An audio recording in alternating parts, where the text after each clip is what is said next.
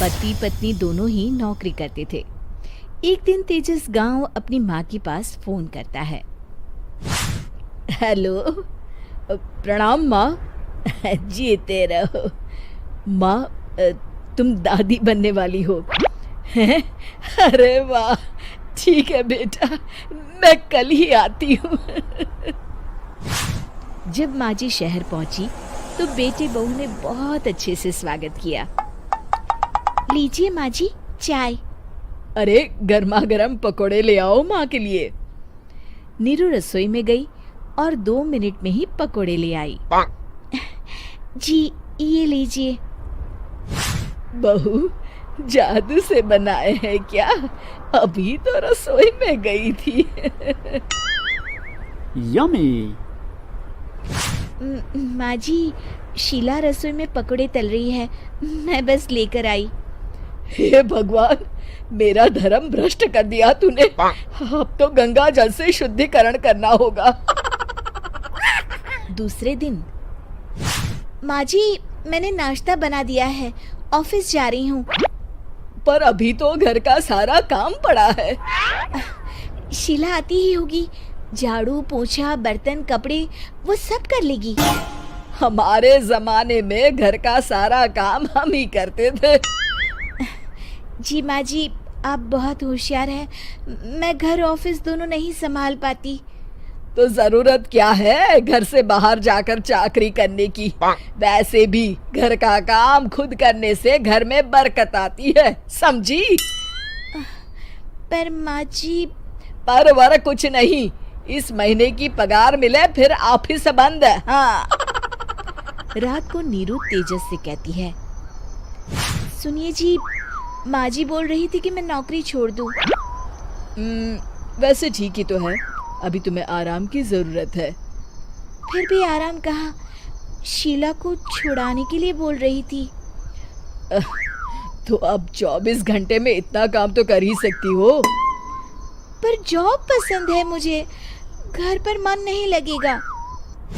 अगले दिन जब दोनों ऑफिस के लिए निकल रहे थे, मेरी तो कोई कीमत ही नहीं है इस घर में। माँ जी, आजकल महंगाई बहुत है, रहन सहन भी बदल गया है, दोनों नौकरी करते हैं तभी ठीक रहता है। अच्छा, तू कहना क्या चाहती है? मेरा बेटा तुझे बिठा के खिला नहीं सकता?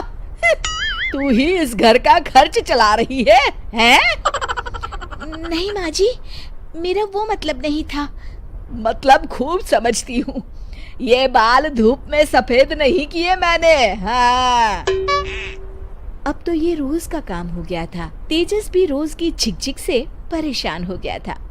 एक दिन उसने कहा, नीरू, वैसे भी तुम्हें मैटरनिटी लीव मिलने वाली है, तो अभी से ही छुट्टी ले लो। पर क्या, मेरी सैलरी अच्छी खासी है। आखिर नीरू ने रिजाइन कर दिया। जब बच्चा हुआ तो घर में सब बहुत खुश हुए। कुछ दिनों बाद तेजस फाइल देख रहा था।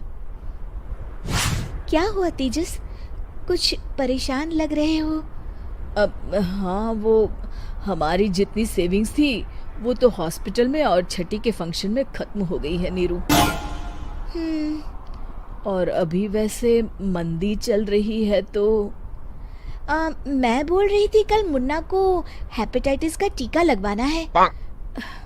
नीरू, क्या पोस्टपोन नहीं कर सकते? नहीं जी, बिल्कुल नहीं।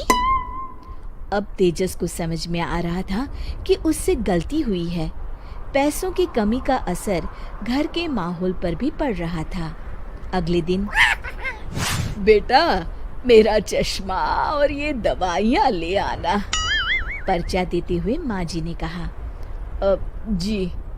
तेजस, मुन्ना के लिए दूध का डिब्बा और डायपर भी ले आना, और ये किराने के सामान की लिस्ट है, इसे भी लाना है। तेजस गुस्से में लिस्ट मरोड़कर फेंकता है और चिल्लाता है, पैसे क्या पेड़ पर उगते हैं? ये ले आना, वो ले आना। अरे पर ये जरूरत का सामान ही है। वो गुस्से में बिना कुछ कहे ऑफिस चला गया। अरे लंच तो ले जाइए। नीरू दौड़कर डिब्बा पकड़ाती है। एक दिन खाना खाने के बाद, नीरू अब तो मुन्ना कुछ बड़ा हो गया।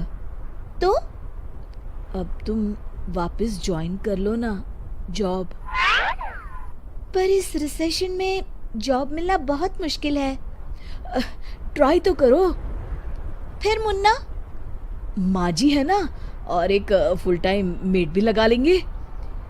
पर माँ जी, उन्हें तो पसंद नहीं। तभी माँ जी वहाँ आ जाती है और प्यार से नीरू के सर पर हाथ फेरते हुए बोलती है, अब मेरी समझ में आ गया बहू, पहले के और अब के समय में अंतर है। तुम काम शुरू करो, मुन्ना की जिम्मेदारी मेरी। मेरी प्यारी माँ जी। ये कहकर नीरू उनके गले लग गई। शिक्षा, परिवर्तन संसार का नियम है, हमें भी समय के साथ चलना चाहिए। उम्मीद है कि आपको हमारी ये कहानी पसंद आई होगी।